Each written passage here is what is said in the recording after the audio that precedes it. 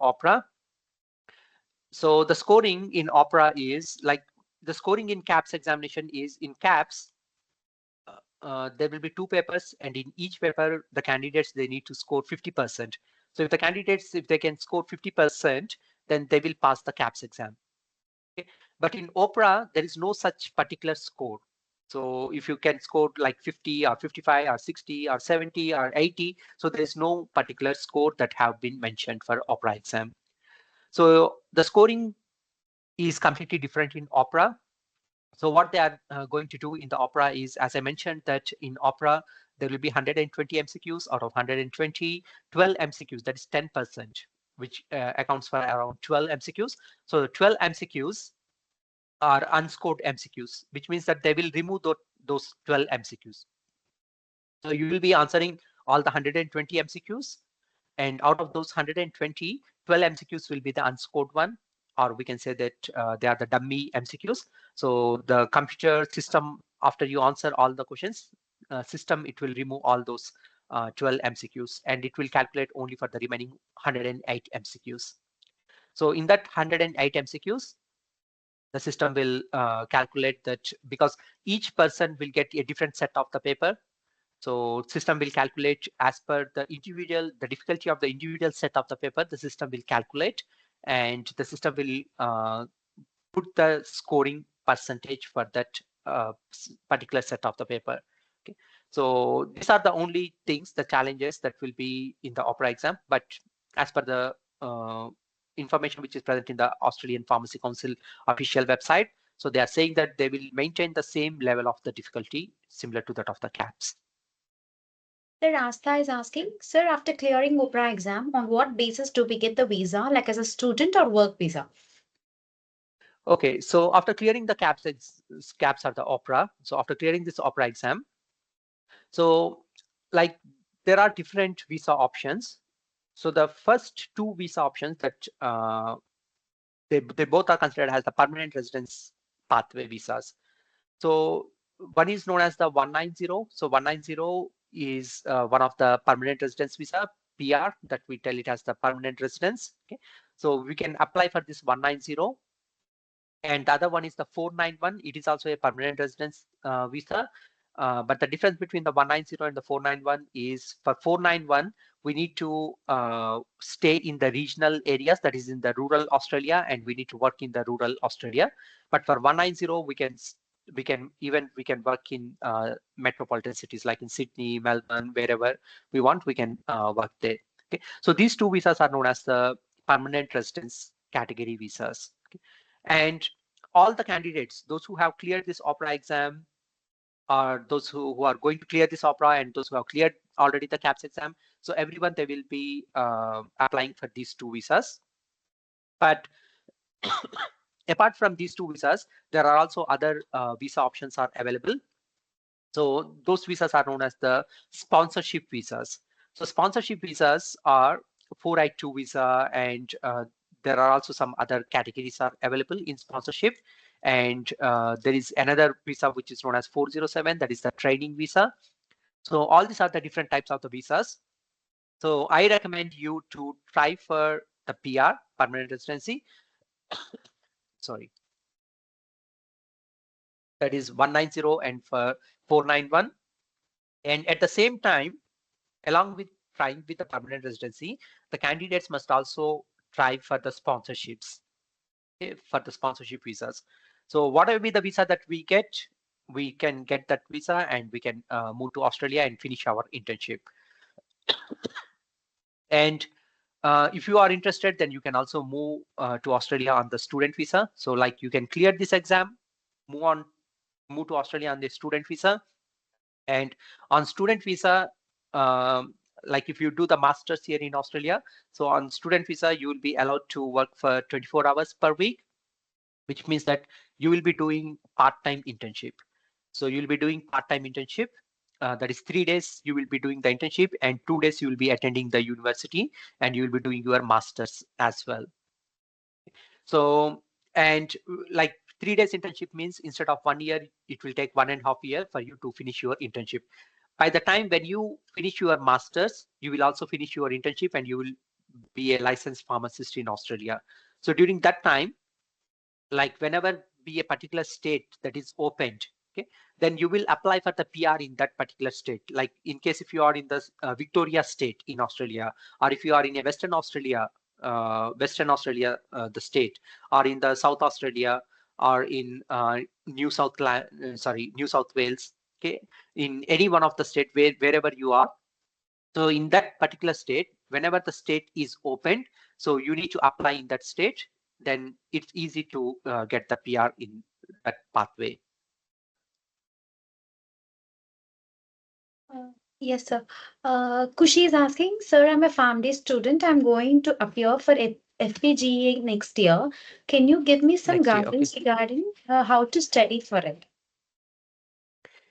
Yes, Kushi, for FPGE is the basic screening exam, like how OPRA and how PBC evaluating exam they are conducting. So all these exams like US FPGE exam as well as OPRA exam for the Australia and PBC evaluating exam. So all these exams, these are all the screening exams for the overseas pharmacist. Okay, so they all are the screening exams for the overseas pharmacist, and in these exams, what they will do is just they will ask the basic knowledge. They will try to cover the basic knowledge of the candidates, that what we have studied in our Bachelor of Pharmacy or what we have studied in our Form D level. Okay, so those are the basic knowledge that they are going to test in those exams. So in FPGE, you need to prepare for all the basic sciences. That is, you need to study the biomedical sciences, okay, and where you need to study the biochemistry, chemistry, and all the other microbiology, okay, and all those basic biomedical sciences. And at the same time, you need to focus mainly on the therapeutics, okay, on the pharmacology and therapeutics, because pharmacology and therapeutics, it carries a highest percentage. Okay, so therapeutics is the most important one. The pharmacology and therapeutics, it carries around 60%, 55 to 60% weightage. So what will be the exam that you take throughout the world? What will be the exam that they are conducting? Either if you take the Australian exam, okay, Australian OPRA exam, or the Canadian PBC exam, or the US naplex or the FPGE, the first exam FPGE. So in all the exams, when we look at the blueprint of these exams, okay, so the most important area, like where they will focus, will be around 60%. 60% focus will be on the therapeutics. Okay, so that is the pharmacy practice and therapeutics. So 60% will be covered only from these from these areas, that is the pharmacy practice and therapeutics, and the remaining 40%. For the remaining 40%, like 20% will be from the all the basic biomedical science subjects, like chemistry, molecular biology, and biochemistry, physiology, okay, microbiology, immunology. So all these subjects will carry around 20%, and the remaining 15 to 20%, they will cover mainly about that country oriented exam. For example, if you are planning for US, then they will ask you some basic things about the US healthcare and so on. But in FPG, there is no such component. But in Canada, they will ask mainly about the Canadian healthcare system. In Australia, OPRA exam, they are going to ask about the Australian healthcare system and so on.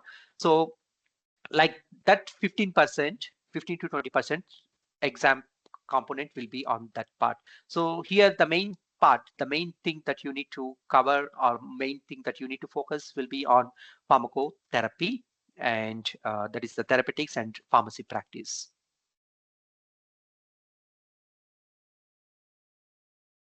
Any further questions, guys? Yes, sir. Jagan is asking, sorry for the background.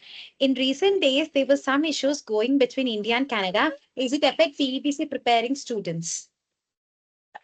So those things, it will never affect the students. So those who are preparing for the PBC, so it will never affect you at all. Okay, so don't think all those things. Okay, so just prepare for the exam, crack the exam. So I can say that, like, now, to be honest, guys, like even I am here in Australia, and I can still promote the OPRA exam. But for PBC, the scope is very high, very in the sense it is very high for PBC. The reason is for PBC, like only 25% of the candidates are able to clear that exam, because that is one of the world's toughest exam. Even when it is compared to the naplex, PBC exam is the toughest exam. So that is one of the world's toughest exam, and it is not so easy to crack the PBC exam. Okay, so all candidates, they can't clear the PBC exam. But in case if you clear the PBC exam, that is PBC exam evaluating, then qualifying, that is the MCQ and OSCE. So if you clear all those three components, and if you get the PBC certificate, okay, so PBC exam certificate, then just you do one thing. After getting that certificate in your LinkedIn, just post it. Hey guys, I have cleared my PBC examination, and I'm just waiting for the internship positions or the job opportunities and I'm ready to move to any one of the provinces in Canada. Just post it. Within 24 hours, you will get like multiple replies. So you will get the multiple replies from the employers. So like they are ready to sponsor you. They will be ready to provide you the immediate job opportunity. Okay, so that's the current situation regarding the PBCs. So I have one of the students who is currently with me. So he got the offer letter, and in his offer letter, the condition is by 2025 October, he need to clear all his PBC examinations, that is evaluating, then qualifying examinations, and he need to get the PBC certificate. And actually the employer, he need the candidate for next year, but by now itself, even without clearing the first part of the exam, so now itself the employer has provided him the offer letter, and he put the condition that clear the exams. So soon you clear the exam, you will be starting the internship with us, and you'll be starting working with us in our pharmacy. So such a huge demand is there for Canada, in Canada PBC at the moment. Sir, we have another question. Sandhya, once I get registered pharmacist in Australia, if I plan to go to clinical research, do they ask any prior experience? And as well, Jagan is asking, when are you going to start US pharmacist course? Okay, so US pharmacist, that is the naplex that we are going to start from the end of Jan 2025. So we are going to start the naplex program as well. So currently we are providing the training for Australia, New Zealand, and Canada. But from Jan, we are going to start for naplex as well. Okay, so soon we are going to launch it. And the second question is regarding the clinical research. As if you are planning to enter into the clinical research, definitely they will ask that in case if you have any prior experience. So if you have experience, even Indian experience, that's fine. So they will still consider. Okay, so they will consider your Indian work experience as a clinical research. So if you have a experience, then you will be given a higher priority. Okay, so especially if you are applying for a clinical research pharmacist position, so which means that you will be a registered pharmacist. Okay, and at the same time, when you apply for the job, they will ask you that if you have any previous experience. If you don't have the experience, then they will give you at a the starting position, that is the level 1 position. But if you already have some sort of experience, and if you can show off your knowledge, and if you can show off your experience to them, then they will give you a higher level for you.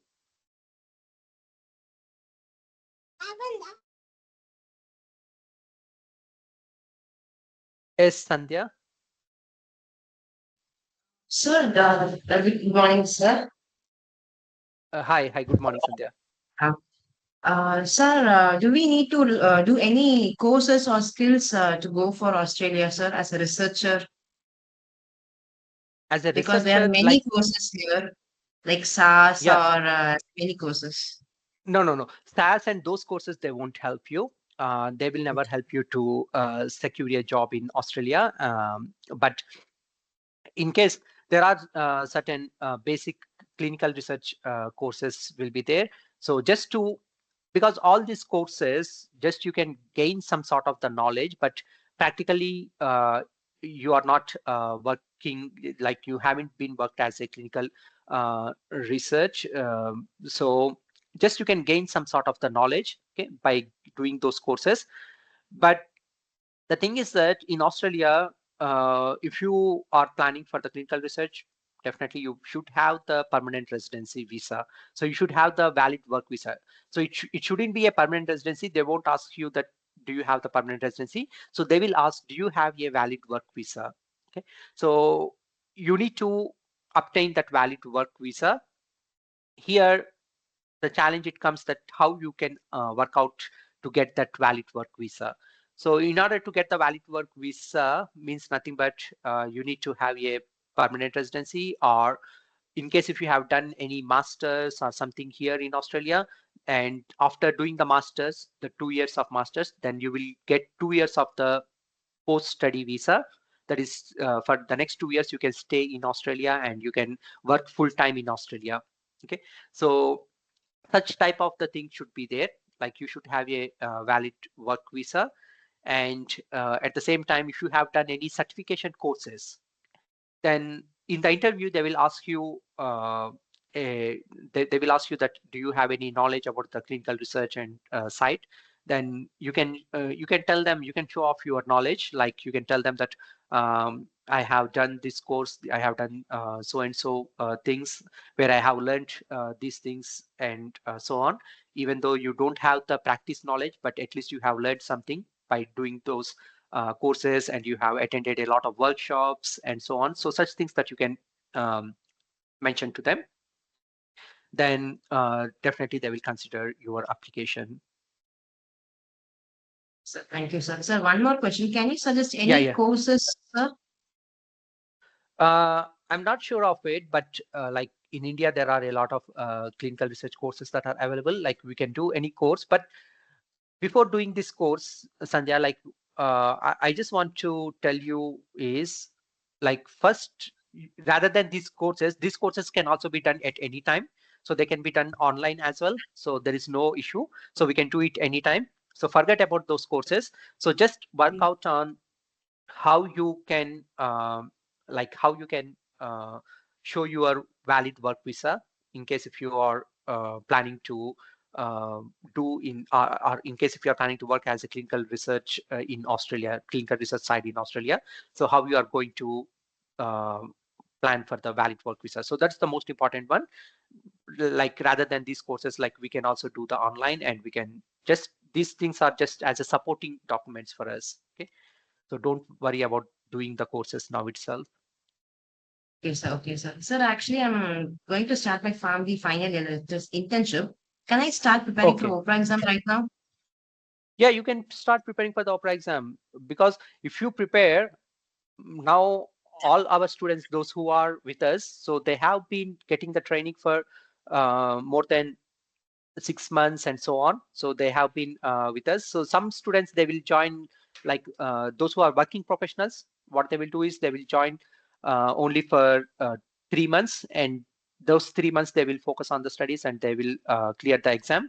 But for students, those who are already in the final year, so if they can enroll now itself, like they will have a long time to prepare slowly for the exam.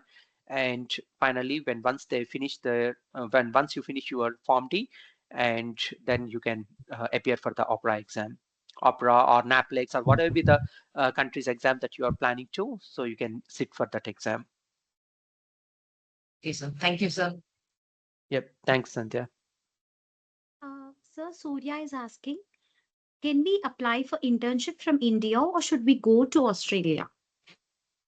You can still try to apply from India. Okay, so there are many candidates from our students, so they are getting the opportunities straight away. They are trying from their home countries. Okay, so just yesterday one of the students, um, he's from Nepal, so he got the opportunity for interview, and yesterday morning they did the interview for him, Okay, and they gave the offer letter for him. So it means that we can also keep on trying from our home country by sitting from our home country, but we need to show them. We need to show them that I have to our resume when we apply to them. We need to show them that I have cleared the OPRA exam, I have cleared my English language test, okay, and I also got registered with APRA, and I'm ready to start my internship. So these are the things that we need to show to them.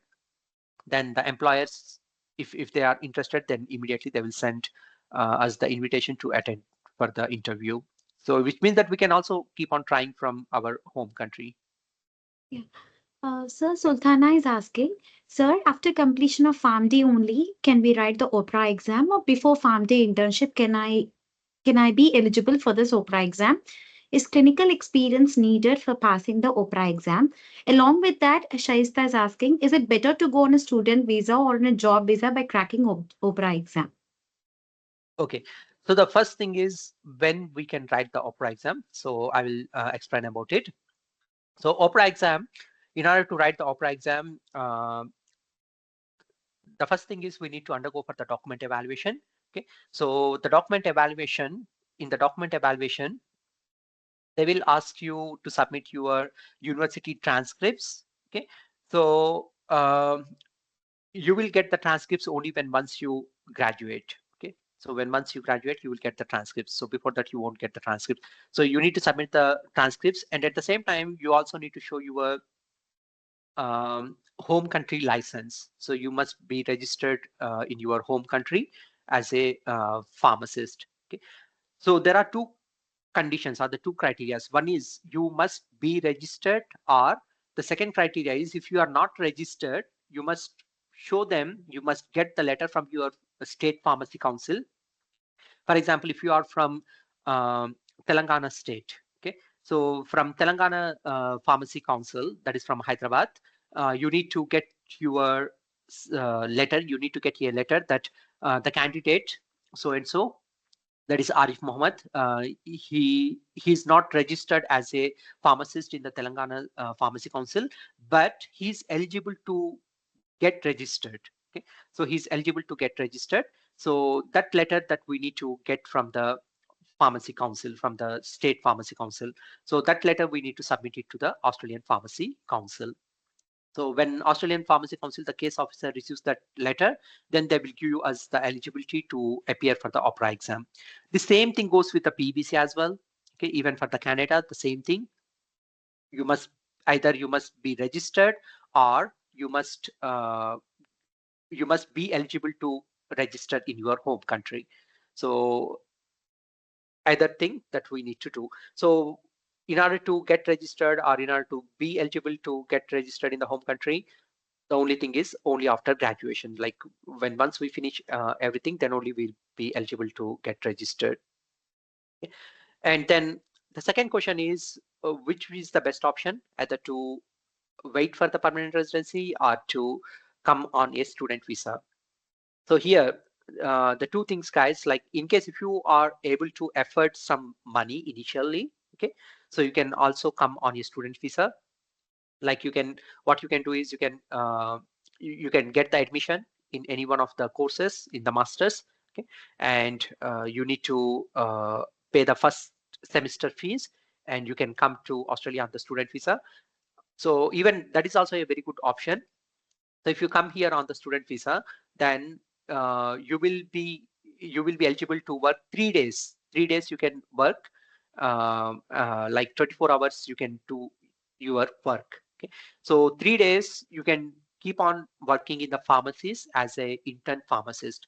So that's what, like, most of our students, most of the elite expertise students, so those who have cleared the CAPS examination, so they are doing the same thing. So now they are on student visas. So they are doing the internship part-time, that is 3 days per week, okay, and 2 days they are doing the uni. So while they are doing the internship means, so they are getting $27 per hour.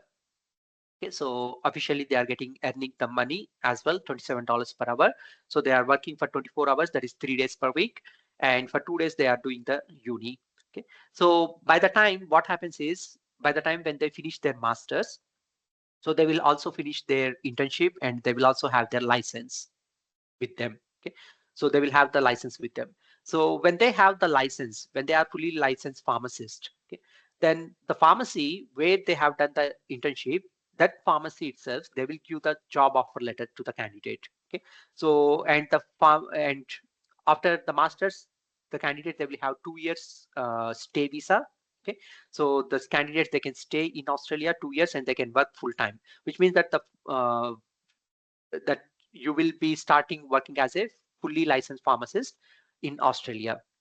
And during that time, what you can do is, always in Australia, the states will be keep on opening and they will keep on closing for the permanent residencies. Okay, so when the state is opened, you need to apply in your own state, okay, wherever you are staying. So for example, if you are staying in the Victoria state, just apply for the PR in the Victoria state, because already you have your pharmacist license and already you have the job offer, okay, and you are doing the job and you are earning the money, okay, and you are in the same state, then 100% you will get your permanent residency in that state. Okay, so that state will pick your application and they will give the PR to you. That's what it's happening with all the candidates right now. So they are getting the invitations at the moment, they are getting the PR, but mainly for the onshore candidates, onshore in the sense those who are here in Australia. So the Department of Immigration, it is giving the first priority to onshore candidates rather than to the offshore candidates. Okay, so when all the onshore candidates are filled up, then they will open it for the offshore candidates. Yes, sir. So we have more questions. They are coming in. Ganesh is asking, sir, can we write PEBC exam from Canada? From Canada, yes, BBC you can Sorry. write any. Yeah. Sorry, sir. Sir, can we write PEBC exam from India? Yes, you can write PV's exam from India. You can write PV's examination um, from your own city, and you can write the PVC exam by sitting in your home. Okay, sitting in your home in the sense like now how I am sitting in my room. Okay, so you can sit in your room, but you need to, like, you can see on the on my back side, the wall. Okay, on that wall you need to fit a mirror. Okay, so because now they are allowing the online proctoring system for PVC, so what you need to do is you need to have a good internet connection and you need to have the webcam. So you need to on the webcam and you need to just sit in your house, in your room, but you need to fit a mirror on your back, okay, so that the examiner or the proctor, they can see that what's going on from the front side as well as from the back side. So which means that as the proctor remote proctoring system is available, okay, so you can do this exam even from your home by sitting in your home. Yeah. Sir, Kushi is asking, sir, I worked as a part-time community pharmacist for 2 years. Will that help me to get internship and job in USA? In USA, Yeah. of course, like as you have worked as a community pharmacist part-time, so like there is no guarantee, that based on this 100% they will give the job. Okay, but when they call you for the interview after clearing the naplex exam, okay, so these are the things only after clearing the exams. Okay, so after clearing the naplex exam, so they will call you for the when you apply, then in case if they pick your application, then they will call you for interview. And when they call for the interview, then they will ask you uh, that what is the reason why did you apply. Okay, and oh, and what is the reason, like why do you think that you are considered as a potential candidate for this position. Okay, and what sort of the experience that you have. So these are the common questions, interview questions, that the employers that they will ask. Okay, so all over the world, so these are the common questions that they will ask. So during that time you can show them, you can tell them that I have cleared my licensing exams, and at the same time, right now I am I also got a pharmacist experience. So back in my home country, I worked as a pharmacist part time, and I have got that experience as well. So you can explain them about your work experience. Then in case if a candidate who has the work experience, okay, then employers definitely they will give the opportunity for them, rather than for a candidate who doesn't know anything about the pharmacy practice. Okay, so for candidates those who have the minimal work experience will be given a good priority. Even the same thing goes in Australia as well. Sir, we have another question. What Yeah. is your opinion about the growth of PharmD in India in future in research and clinical pharmacist side majorly? So I can say that like even in India they are introducing a lot of even in India nowadays they are focusing on it, okay, especially with the pharmacist role in the hospitals. Okay, so for PharmD candidates in India, like when back in 2010 or 2011, when the first time PharmD was introduced in India, so because the first batch of the PharmD was introduced in 2009, so during that time, when I compared to Indian hospitals, because I'm from Hyderabad, okay, so I studied in Hyderabad. I did my master's in Hyderabad, okay, so I'm from Hyderabad. So I have like I was posted in KIMS Hospital, that is the Krishna Institute of Medical Sciences, and also I have been to Apollo and all those hospitals in Hyderabad.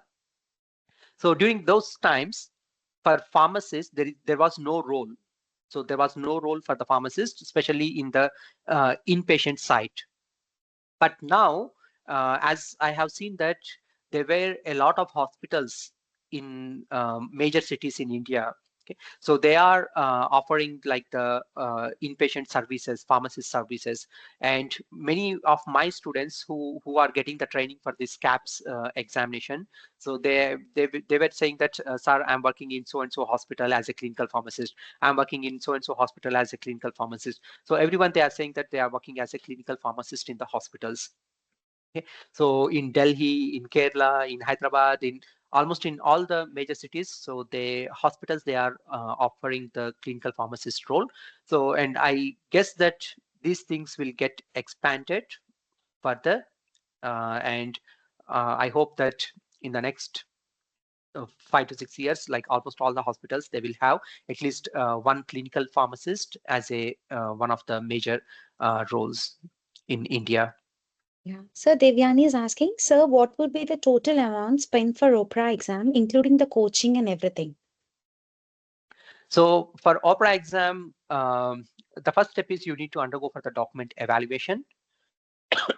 Document evaluation, where you need to submit all your documents, and the Australian Pharmacy Council will assign a case officer, and they will give the eligibility to sit for the exam. Okay. And for this document evaluation, they are charging around 820 Australian dollars, roughly around. Okay. So they will charge around 820 Australian dollars. And after that, the next step is to sit for the exam. So to sit for the exam, you need to pay $2,100. Okay, so 2,100 Australian dollars to sit for the exam. Okay, so this is the cost that is involved for sitting for the OPRA exam. That is around 3,000 Australian dollars to clear the OPRA exam. So that's the one that is involved for the OPRA exam. But at Elite Expertise, so for providing the complete training for OPRA exam, so we are charging 1,700 Australian dollars for the training. And in case if you want us to help for document evaluation, okay, on behalf of you, we can help you in submitting your documents and get the evaluation done. So for that, we are charging 200 Australian dollars. So this is what that we charge at Elite Expertise. Okay, and the previous amount that I mentioned was that amount, it goes straight away to the Australian Pharmacy Council to sit for the exam. Yeah. Sir, Biraj is asking, as a PharmD student, can you give information regarding the different opportunities in USA along with the pharmacist in USA and also in clinical research? Yeah.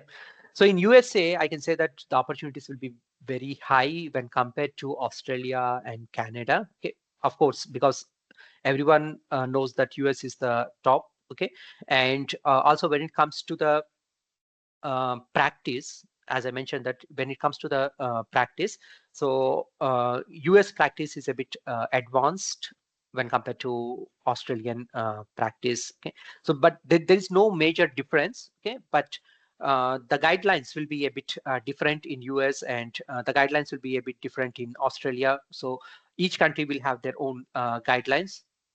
But when it comes to the pharmacist practice scope, the scope will be higher in US. Okay? So because in US, it is not just becoming a pharmacist, clearing the naplex and becoming a pharmacist. So clearing a naplex and becoming a pharmacist it's quite simple, like everyone they will do. That's not a big challenge. Okay, so it's not just clearing the naplex and becoming a pharmacist, but in US there is also another opportunity that's known as to become a specialized pharmacist. Okay, so specialized pharmacist by clearing the board of pharmacy specialties exam, BPS. So there will be different types of the BPS exams are there, like BCPS, that is the specialization in pharmacotherapy, okay, and oncology specialization, and pediatric specialist, infectious disease specialist. So there are more than like 15 specialists are there, specializations are there. So if you also clear that exam, if you also target that exam, and if you clear that exam, which means that you will become a specialized pharmacotherapy pharmacist, you will become a specialized ambulatory care pharmacist, you will become a specialized nuclear pharmacist, you will become a specialized pediatric pharmacist.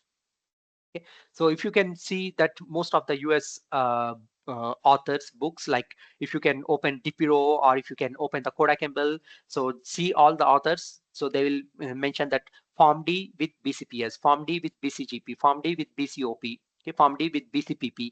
So they will mention that they have got specialized in those areas. Okay, so they all are known as, these are all the specialized areas. So which means that if you become a specialized pharmacist, if you clear the board pharmacist specialization exams, and if you become a specialized pharmacist, then the scope in US will be much higher. Okay, so always, like, I recommend, in case if you are a Form D candidate, okay, if you are a Form D, okay, and if you are already, if you are a Form D, then if you are planning to migrate to one of the overseas countries, okay, then the best option is select the US, because that is the way actually you guys need to land there. Okay, because you have done the Form D. So Form D course has been introduced mainly to target the US. Okay, so it hasn't been introduced to target Indian market, it hasn't been introduced to target Australian market, it hasn't been introduced to target the Canadian market. So Form D means mainly for US, but even the other countries like Canada is also a very good opportunity for you. Okay, and Australia is also a very good opportunity. So we have many, Sir, many questions. Yeah. Okay. Someone is there. sir, Yes. is it compulsory to have 1 year experience to write OPRA exam in Australia? No. Australia, it doesn't ask any experience. Okay, Australia will never ask experience. But in case if you are planning for New Zealand, okay, then New Zealand will ask the minimum work experience. Okay, but Australia, it won't ask the work experience. Is New Zealand better or Australia? Australia is better because Australia is a very big country, okay, where the opportunities will be much higher. Okay, where New Zealand is a small country. Okay, so but it depends on the candidate's choice, because some candidates, they will say that already my partner is there in New Zealand, so I want to go through the New Zealand pathway.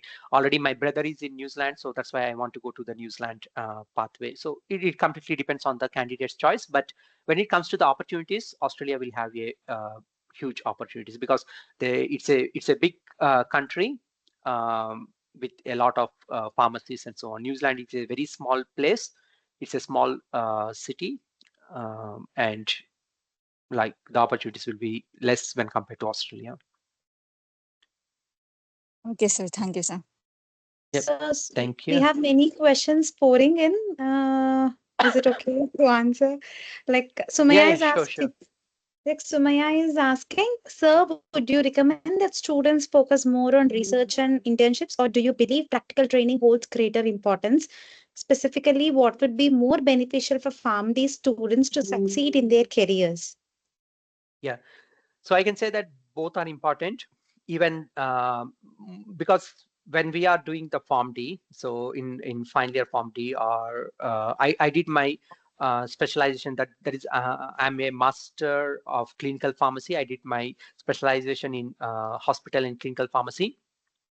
So by the time when I was studying, I thought that main thing that I need to focus is on uh, like clinical side, okay, and main thing is to focus on gaining the knowledge from the clinical side.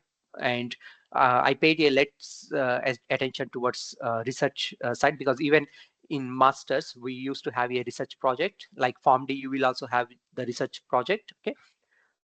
So I can say that you need to focus on both the things, okay, because if you do the research, okay, and if you get your paper published in a well-reputed journal, okay, if you have the paper publications, okay, then even after going to US, or if you go to Australia, or if you go to Canada, okay, or if you go to any of these Western countries, and especially if you are trying to target hospital pharmacist jobs, okay, like a hospital pharmacist, like a clinical pharmacist jobs. So like it is not that so easy to enter into these hospitals. So they will ask you a lot of questions, like they will also check your research background. Do you have any research knowledge? Have you involved in any of the research oriented things? Do you have any publications? So do you have any conference? Have you attended any conference? And all those things that they will ask in the hospital positions. But if you are targeting only community pharmacists, then it is not required. But if you are targeting the hospitals as a clinical pharmacist in the future, then clinical pharmacist jobs are highly demanding. So one of the criteria to grab the clinical pharmacist job is you must also have the research knowledge, and you must have a publications in a very good journals as well. So that was one of the advantages for me. So I worked as a university lecturer in Malaysia from 2014 to 2018. So I was lecturing in Malaysia. So during that time, I published a lot of papers in good journals. So that was one of the strongest point for me to enter into the hospitals. Okay, so focus mainly on the clinical side, okay, on the clinical subjects, on your rotations, on your all those things. But at the same time, don't neglect this research side, okay. So do the research and get it published in a well-reputed journal, so that in the future, like when you are attending the interviews, so you can show them that I'm also involved in the research and so on. So Vignesh is asking, what about BCPS and its scope over? And do you have any plan for starting the coaching from your side? No, no, no, no. I can't start the BCPS course. Okay, so because BCPS, yeah, of course, it has a very good scope all over the world, even in Australia, like in the top hospitals, like in Monash. Okay, so if you have cleared the BCPS, and if you are initial candidate, if you are struggling to enter into the hospital, and if you already have this BCPS, then in the interview you can show that I'm a BCPS qualified candidate, and with that they will give you a high priority to you.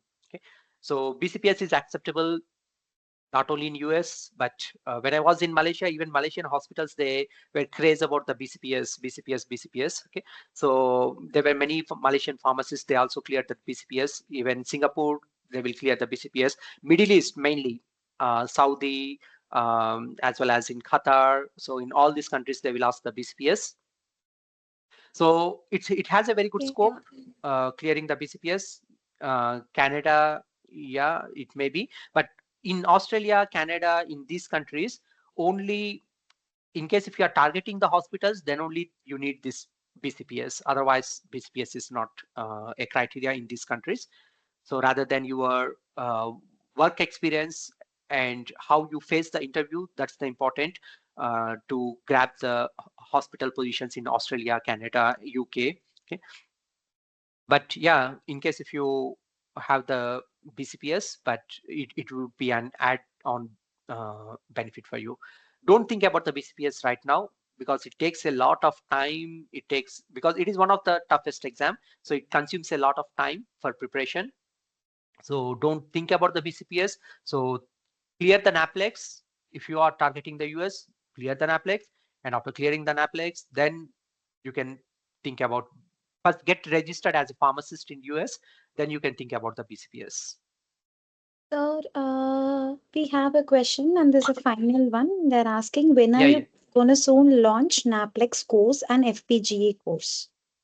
So for FPGE, we are going to launch it in by the end of Jan 2025. So we are soon we are starting for the FPGE. So already we are working out on it.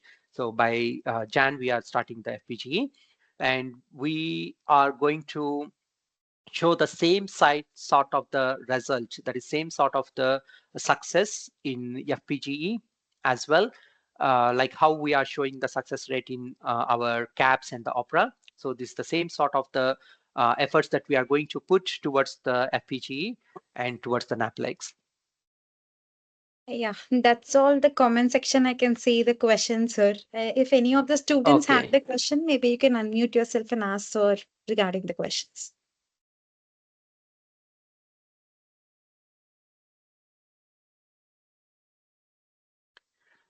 Okay, I guess they don't have any further. So yes, sir. I guess any Arun, can we stop the session? Is it like, are we done with the session? Kritika. Kartika is here. Sorry, Yeah, I Kritika. guess I'll do the closing remarks. Okay. Thank you, everyone, for your insightful questions and for being such an attentive audience. Today's session has provided us with a wealth of actionable advice, and I hope it's helped many of you to get closer to your goals and exploring new opportunities overseas. So, as we have come close to the end of today's session, I would like to extend my heartfelt gratitude to our extreme speaker, Mr. ARIEF Mohammed. Thank you so much, sir. Your Thanks, Kritika. presentation was really insightful and valuable. The detailed guidance on overseas opportunities in Australia, particularly combined with your expert tips for cracking the exam, has provided us with clear roadmap for success. We deeply appreciate Thank the you. wealth of knowledge and experience you have shared with us today. It was perfectly aligned with the aspirations of many of us here. Thank you, sir, once again, and thank you for giving your valuable insights and joining us today. So yeah, thank you so much, Kritika. And I would like to thank for the Society of Clinical Research and Medical Professions for organizing this event and inviting me as one of the guests for today's thing. And I'm glad that I got this chance to present in front of you. And I hope that I have answered most of the questions that the candidates that they have. And like, yeah, sure, definitely I will be in collaboration with you, and even in the future, like in case if you need my support for organizing any of these things, then I will always be there to come and give a to come and share my knowledge. Thank you so much. So that was very generous of you. So this was the second event in our future RX lecture series, and we have many more insightful sessions. So I would like all the audience like to just stay connected with us on Instagram and LinkedIn for more updates, and do keep an eye on upcoming events we have in store, including the 2-day virtual international conference, which will be on November 30th and December 1st. So if you are interested, make sure to check out our post for details. Lastly, I would like all of you to like quickly fill the feedback form, which is shared in the chat box. It's mandatory to fill out just because you won't get the certificates for your attendance because of it. So once again, thank you all for joining us today, and we look forward to seeing you all at future events. Till then, goodbye and have a great day ahead. Yeah. Thank you.